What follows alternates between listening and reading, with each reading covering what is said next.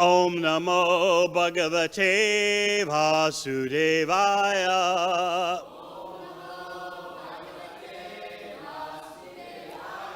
Om Namo Bhagavate Vasudevaya.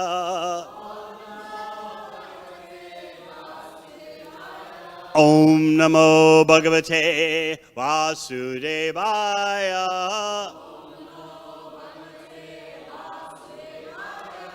Srimad Bhagavatam, 3rd Canto, Chapter 25, The Glories of Devotional Service, Text 17. Tada Purusha Atmanam Kevalam Prakrite Param Narantaram Swayam Jyoti Animanam Akhanditam Tada Purusha Atmanam Kevalam Prakrite Param Narantaram Swayam Jyoti Animanam Akhanditam Tada Purusha Atmanam Kevalam Prakrite Param Nirantaram Swayam Jyoti Animanam Akhanditam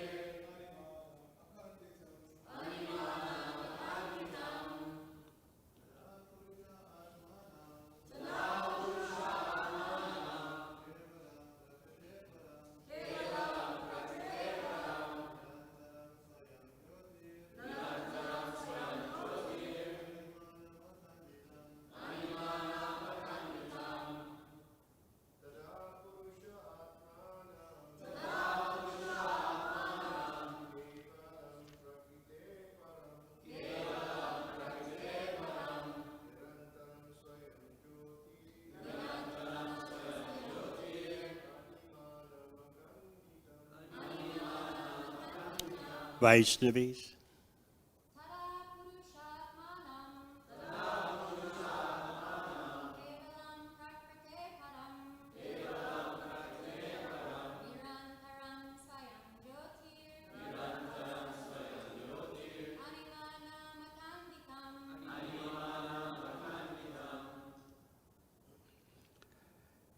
Tada, then, Purusha, the individual soul, Atmanam, himself, Kevalam, pure, Prakrite, Param, transcendental to material existence, Narantaram, non-different, Swayam Jyoti, self-effulgent, Animanam, infinitesimal, Akhanditam, not fragmented. Translation. At that time, the soul can see himself to be transcendental to material existence and always self-effulgent, never fragmented, although very minute in size. Purport. In the state of pure consciousness, or Krishna consciousness, one can see himself as a minute particle, non-different from the Supreme Lord. As stated in Bhagavad Gita, the jiva, or the individual soul, is eternally part and parcel of the Supreme Lord. Just as the sun rays are minute particles of the brilliant constitution of the sun, so a living entity is a minute particle of the Supreme Spirit. The individual soul and the Supreme Lord are not separated as in material differentiation. The individual soul is a particle from the very beginning. One should not think that because the individual soul is a particle, it is fragmented from the whole spirit. Mayavad philosophy enunciates that the whole spirit exists, but a part of it, which is called the jiva, is entrapped by illusion. This philosophy, however, is unacceptable because spirit cannot be divided like a fragment of matter. That part, the jiva, is eternally apart. As long as the Supreme Spirit exists, his part and parcel also exists. As long as the sun exists, the molecules of the sun's rays also exist. The jiva particle is estimated in the Vedic literature to be 1/10,000th the size of the upper portion of a hair. It is therefore infinitesimal. The Supreme Spirit is infinite, but the living entity or the individual soul is infinitesimal, although it is not different in quality from the Supreme Spirit. Two words in this verse are to be particularly noted. One is narantaram, which means non-different or of the same quality. The individual soul is also expressed here as animanam. Animanam means infinitesimal. The Supreme Spirit is all-pervading, but the very small spirit is the individual soul. Akhandatam means not exactly fragmented, but constitutionally always infinitesimal. No one can separate the molecular parts of the sunshine from the sun, but at the same time, the molecular part of the sunshine is not expansive as the sun itself. Similarly, the living entity, by his constitutional position, is qualitatively the same as the Supreme Spirit, but he is infinitesimal. Translation again. At that time, the soul can see himself to be transcendental to material existence and always self-effulgent, never fragmented, although very minute in size. Om Gyanatimirandasya Gyananjana Shalakaya Chakshur Militang Yena Tasmai Shri Gurave Namaha. Jai Sri Krishna Chaitanya Prabhu Nityananda Sri Advaita Gadadhar Shivasari Gaur Bhaktavinda. Hare Krishna, Krishna Krishna, Hare Hare, Hare Rama, Rama Rama, Hare Hare. This is Lord Kapila Dev instructing his mother Devahuti. Now, actually, as the mother of the Supreme Personality of Godhead, a devotee taking that role in Vatsalya Ras, she knows everything. Still, for the sake of informing others, she's making her inquiries.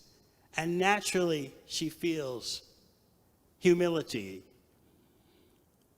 even though she, as the mother of the Supreme Personality of Godhead, knows the truths of bhakti, yet she's inquiring for the benefit of others. She presents herself with such contrition. You are my transcendental I, obtained after so many lifetimes. You are the axe by which I can cut down the tree of material entanglement. She's showing you the proper way to receive transcendental knowledge. We can also think of Sanatana Goswami approaching Sri Chaitanya Mahaprabhu in Varanasi after having escaped from prison and trekked all the way from Bengal to Varanasi and meeting up with Lord Chaitanya, who was there with Tapal Mishra and Chandrasekhar Acharya. When Sanatana Goswami showed up at the door, the devotees couldn't recognize him as a devotee. Lord Chaitanya told them, there is a Vaishnava at the door. Go let him in. So the devotee went to the door, saw someone who looked like he had been, indeed, traveling through the forest for days, not eating much and not shaving. And so the devotee went back to Lord Chaitanya and reported, I didn't see any devotee there.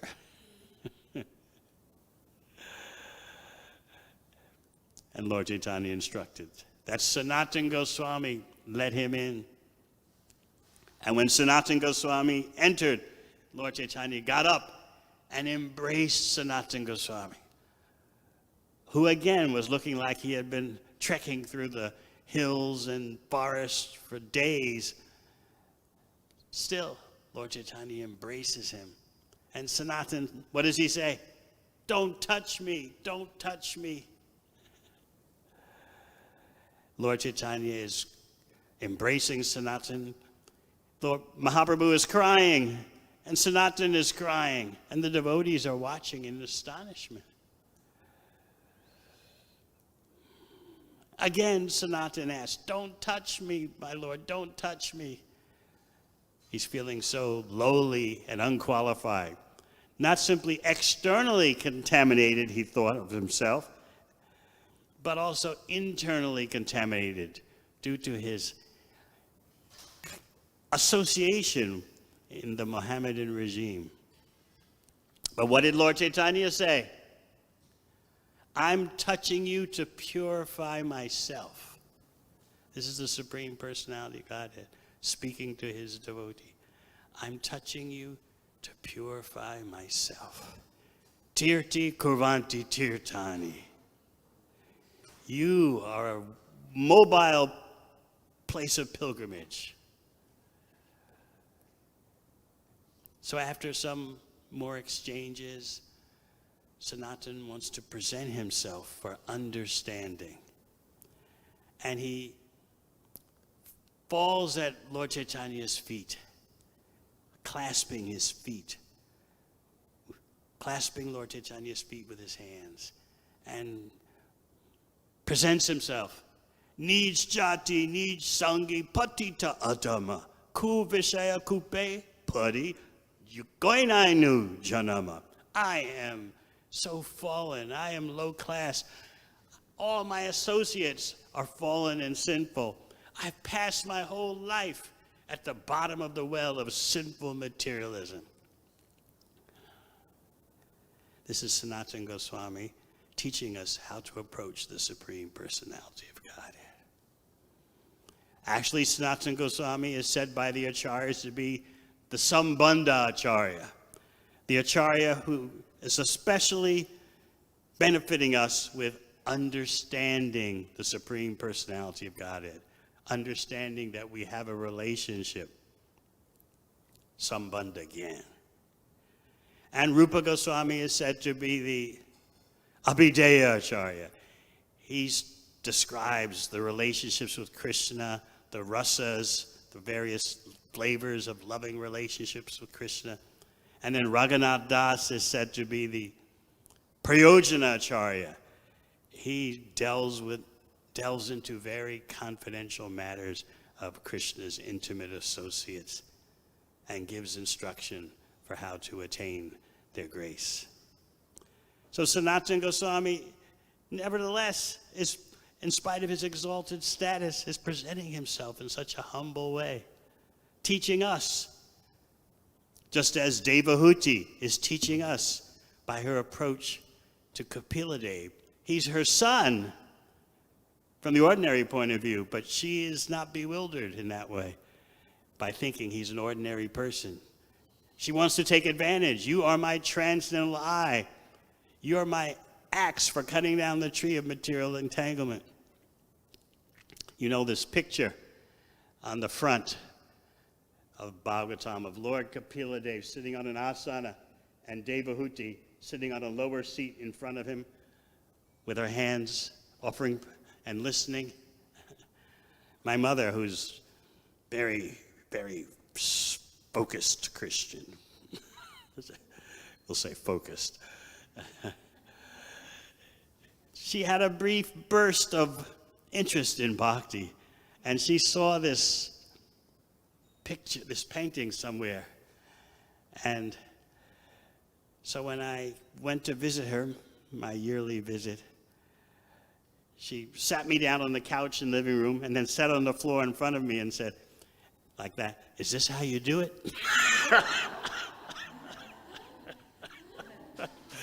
It was a brief moment like that.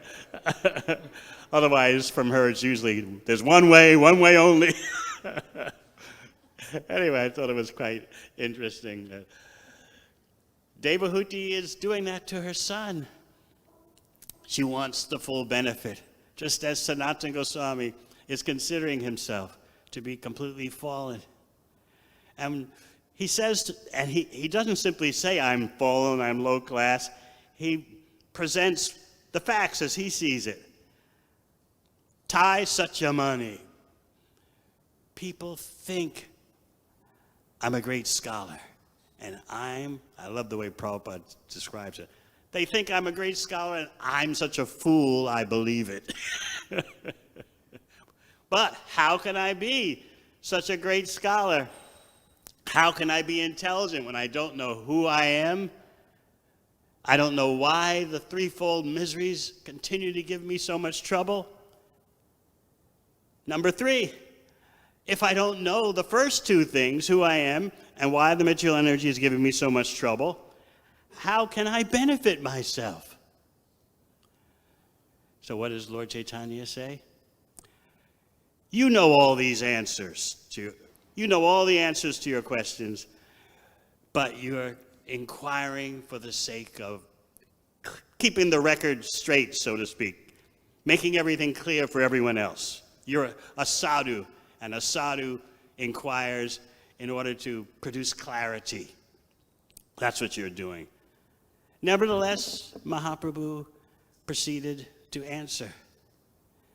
And Krishnadas Kaviraj explains that just as Lord Chaitanya empowered Ramananda Roy to answer Mahaprabhu's questions, similarly, Lord Chaitanya is empowering Sanatana Goswami to ask questions to which Lord Chaitanya will supply the answers. So in both cases, whether Ramananda Roy answering Mahaprabhu's questions or Sanatana Goswami asking the questions and Mahaprabhu answers, you see, in both cases, you see the empowerment of the Supreme Personality of Godhead present. And of course, Lord Chaitanya clarified the constitutional position of the living entity. We are eternally the servants of Krishna. Now, it is, as the Shastra points out, it is easy by your own intelligence, unaided by any transcendental guidance, it's easy to understand that you are a spiritual entity. Of course, in this degraded day and age, that ease seems so difficult. People cannot understand how they are different from the body and mind, or else they have some wishy-washy understanding, yeah, we're all spiritual. But when it comes down to it, all their activities are utter materialism. But in a normal human civilization, which we don't have today, you can speculate. You can figure it out. You can calculate. I'm not this body. And with a little more intelligence, you can figure out that there's an all-pervading spiritual energy known as Brahman. These things are easily figured out in a real human civilization, as I said, but we don't have one today. And so even these easy aspects of the Supreme Absolute Truth are so difficult for people to grasp. So it is not a great thing, normally, to understand that you're not the body.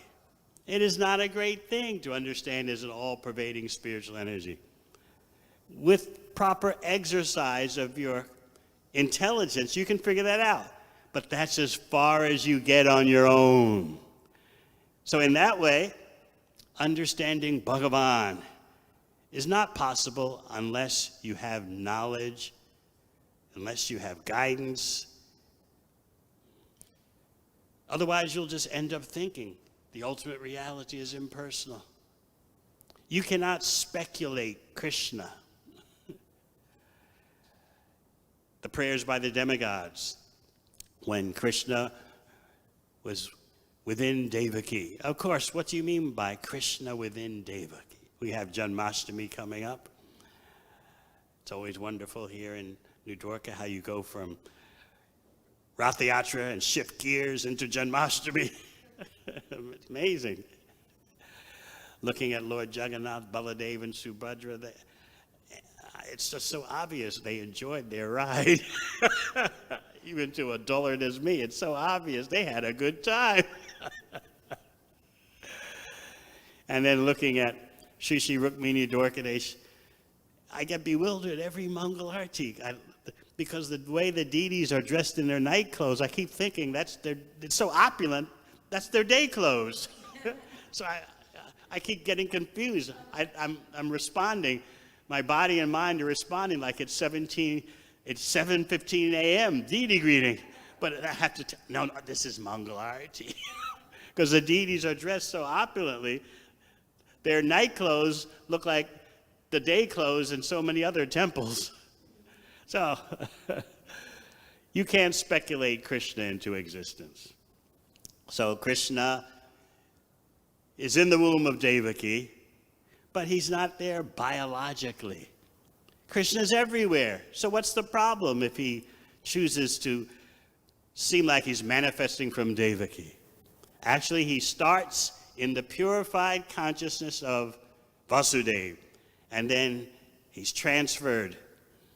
He transfers himself to the purified consciousness of Devaki.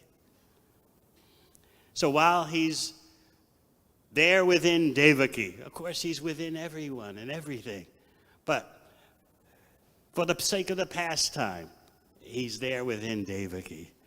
And the demigods are offering prayers. And what do they say? By your appearance, you put an end to all speculation. Otherwise, how would anyone know what is the Supreme Personality of Godhead? We can't speculate that. We can't think it up on our own. You can figure out that you're not the body on your own. You can figure out there's an all-pervading spiritual energy, Brahman, on your own. But you can't figure out Krishna on your own. So this is why in a normal human civilization, we don't give so much credit to people understanding they're not the body. But again, we don't have a normal human civilization today. So if someone says, oh, I know I'm not the body, we say, wow, what a great Mahatma. You know you're not the body. At least you have some idea. But actually, Vaishnavas don't give so much credit to that. Nor do they give so much credit to someone who's figured out there's impersonal Brahman. That's as far, as we said, that's as far as you can go with your own intelligence. Beyond that, to get to Paramatma, you need guidance, you need the Shastra, and what to speak of to get to Bhagavan realization. Lord Kapila Dev is teaching Sankhya, the real Sankhya. As the first verse of this chapter says, Kapilas Tattva Sankhya Bhagavan Atmamaya. Lord Kapila Dev has come to teach knowledge of Sankhya. Real Sankhya means to analyze the whole universe.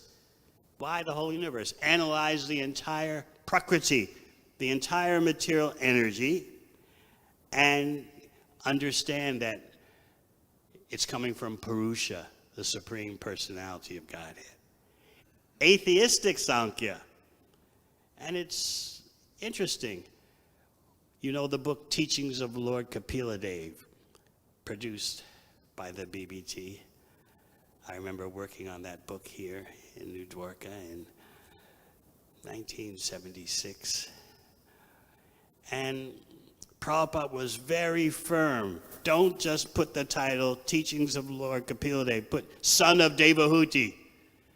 So we were wondering, well, you know, what's the big deal? We didn't say that, of course, but we were humbly wondering. There is an atheistic Kapila.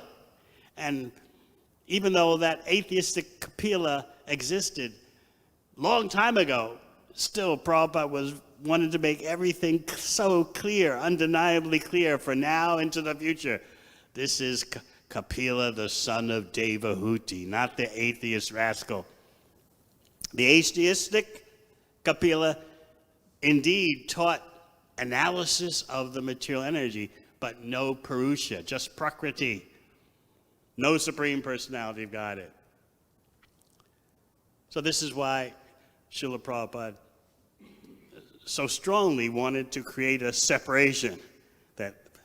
That Kapila, the atheist, is over there, and here we have the son of Devahuti. And we're getting information. How? We are eternally an individual. This is often a difficult point for people to understand.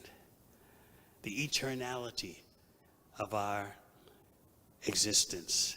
Krishna says in the second chapter of Bhagavad Gita, Natvevaham jatunasham natvam neme janadapa. Never was there a time when we were not an individual. Never will there be a time. You'd be surprised how many persons today are afraid of being eternal. It's like, I'm having a tough time as it is now, and you say I just go on and on and on without end? Unconsciously and consciously, conditioned souls these days want to bring it to an end. Enough is enough. Let me have my fair share and more of sense enjoyment, and I'll call it a day. They actually say like that. I've had a good life. I'm ready to go. I've had a good life. I don't know where I'm going, but I'm ready to go. I've had a good life. I've done some things I wanted to do. That's enough. That's an indirect way of saying, I don't know what's coming next. I'm afraid. I've had my fair share, I think, of hedonism, of enjoyment. Okay. I don't know where I'm going next, but it's not important. I had my fair share, and a bit more, too. What does Krishna say in the 4th chapter of Bhagavad Gita? Vitaraga bhayakrodha, becoming free from attachment, fear, and anger. What's the fear? Prabhupada explains in the purport, fear of having an eternal identity. You have to think about that, because you might, your first thought would be that, well, everyone wants to stay alive. No one wants to die. But people are fatigued from living a material life. They hope death will be a relief. That's why they go for euthanasia. Let me just end it, and I'll just enter into peace. There'll be just rest. They think that's what happens after death. So this is a great tragedy that there's a lack of interest in how to exist eternally with the Supreme Eternal. At most, you get religious platitudes. You'll be home. You'll be there with Him, but no knowledge. I know. I always tell this to my mother, because when she gets on my case about there's one way and one way only, I say, and her favorite preacher, he was the biggest evangelical in the 20th century. He would speak at baseball stadiums full of believers. So I said to my mother, you know what I read that he said? I read it with my own eyes. He said, when I get to heaven, I'm going to drive on golden roads in a yellow Cadillac. And I'll be attending parties hosted by angels.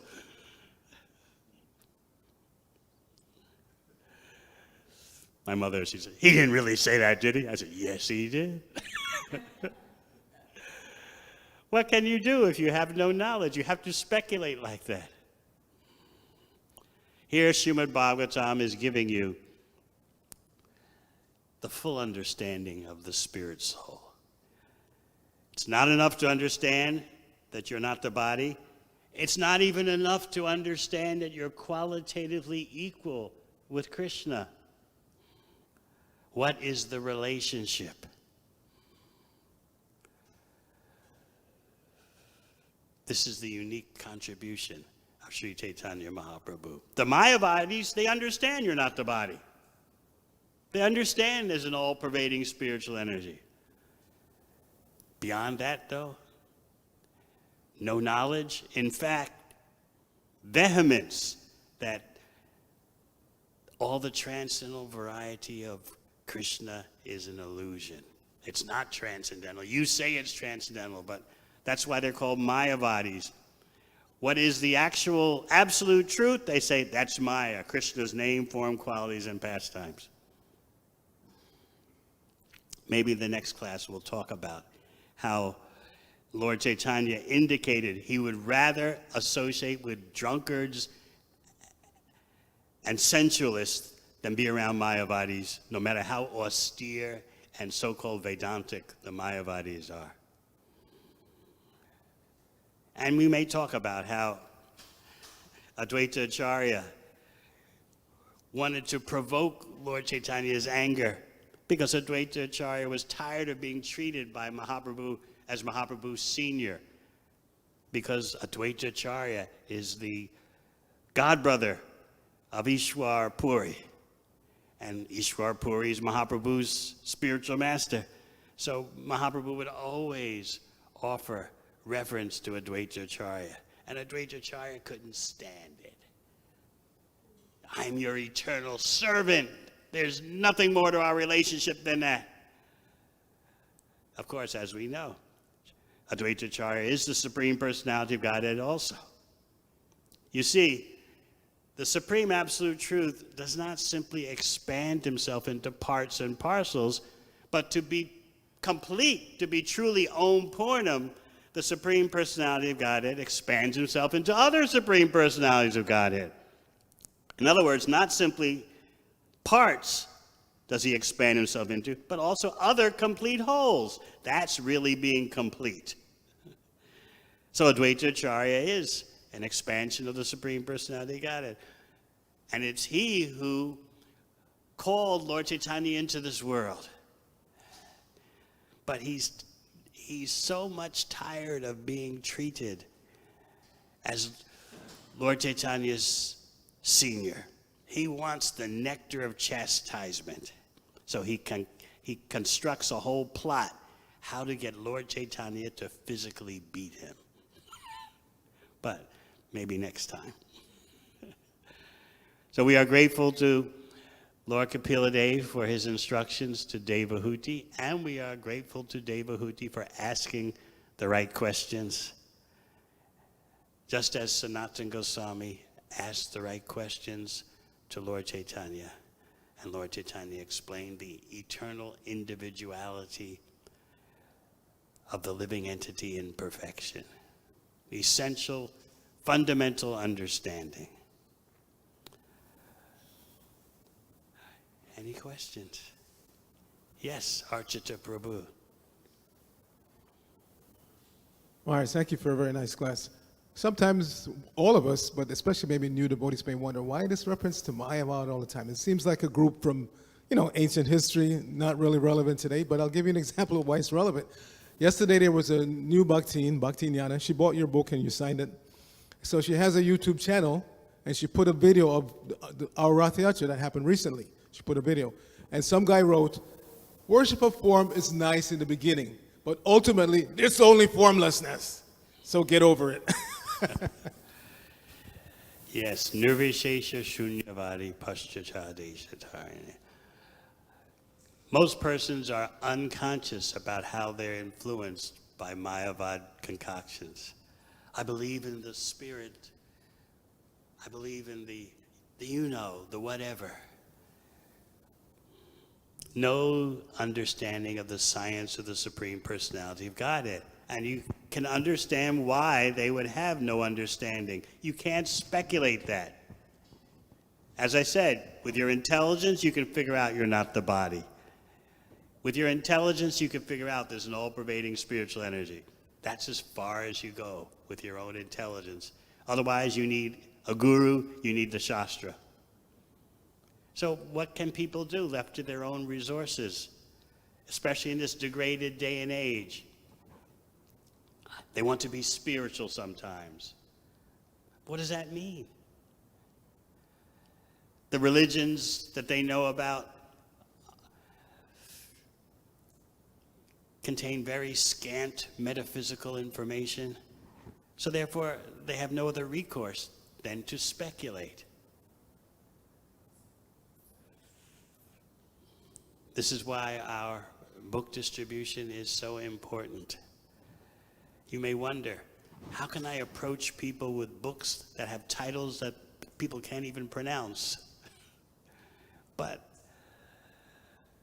for example, I remember Nectar of Instruction, Upadeshamrita, when we were working on that here in Los Angeles. And so the BBT trustee at the time, before our current blessing that we have, the BBT trustee at the time said, okay, Upadeshamrita, Nectar of Instruction, I've checked it out. It'll be a book for devotees. We'll print a few thousand. He informed Srila Prabhupada, and Prabhupada wrote back, this is a mass distribution book for teaching people what is morality.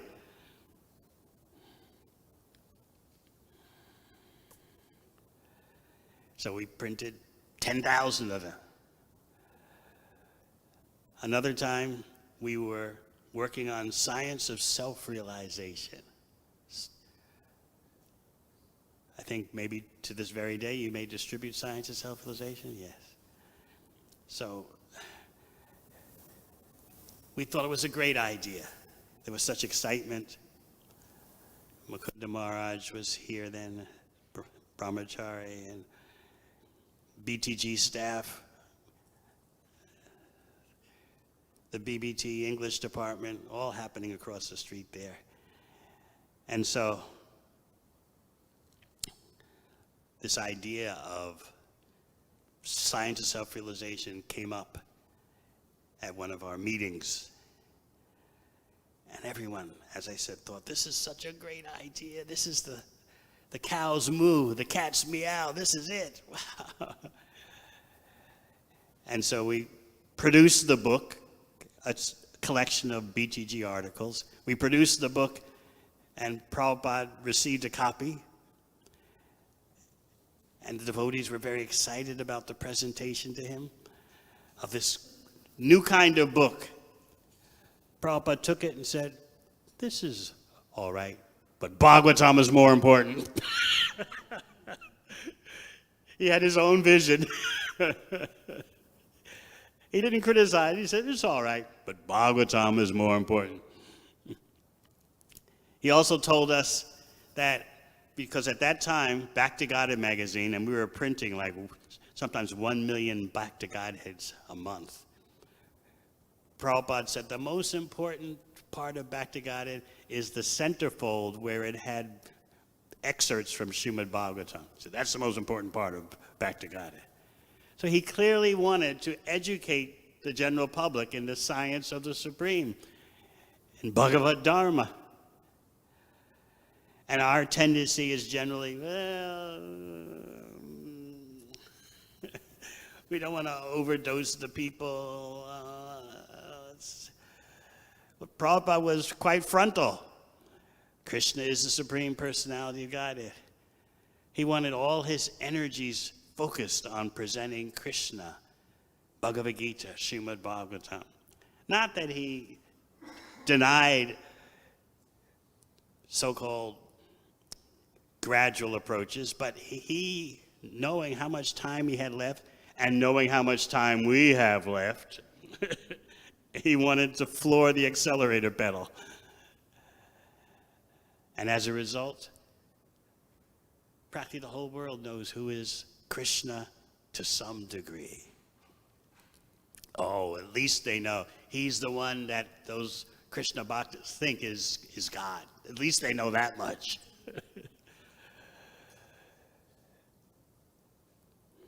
Anything else?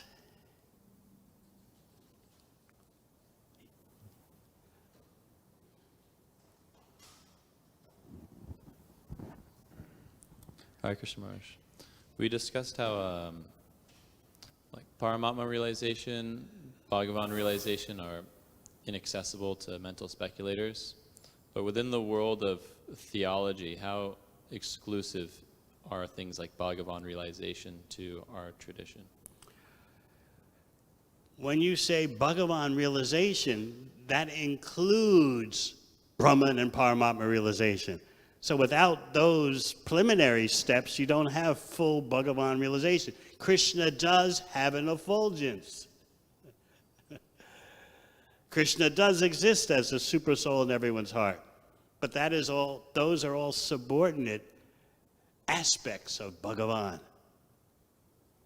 So if you don't understand Brahman, you don't understand Paramatma as parts of Bhagavan, as partial aspects of Bhagavan, you don't understand Bhagavan. So yes, now I hope you can understand what Bhagavatam is giving you is uniquely complete. Thank you very much. Hare Krishna.